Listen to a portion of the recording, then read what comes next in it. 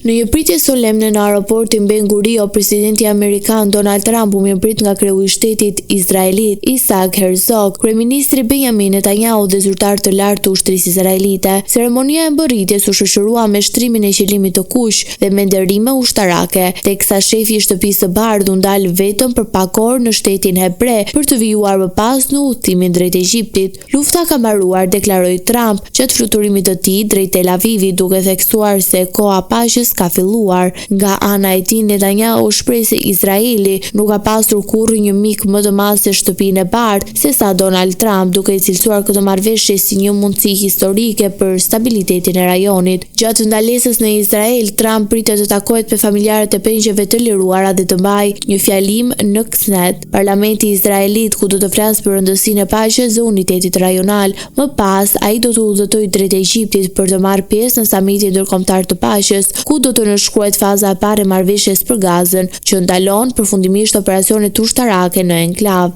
Sipas planit të paraqitur nga administrata amerikane, Hamasi detyrohet të çarmatos plotësisht, ndërsa ndihmat humanitare për civilët në Gaza kanë filluar të dërgohen. Marrëveshja parashikon gjithashtu krijimin e një komiteti palestinez teknokratik dhe apolitik, që do të administrojë përkohësisht territorin me mbikëqyrjen e Bordit të Paqes, një trup ndërkombëtar që do të drejtohet nga vetë presidenti Trump dhe ku do të marrin pjesë liderët e tjerë botror. Në dokumentin e marrëveshjes theksohet se Hamasi nuk do të ketë asnjë rol në qeverisje, qoftë drejt për drejt apo tërthorazi, duke hapur rrugën për diskutime të mundshme në një shtetësi palestineze në të ardhmen. Vizita e Trump në Izrael shihet si një moment kyç që mund të shënojë fillimin e një epoke të re për lindjen e mesme, me shpresën se fjala paqe nuk do të mbetet vetëm në letër.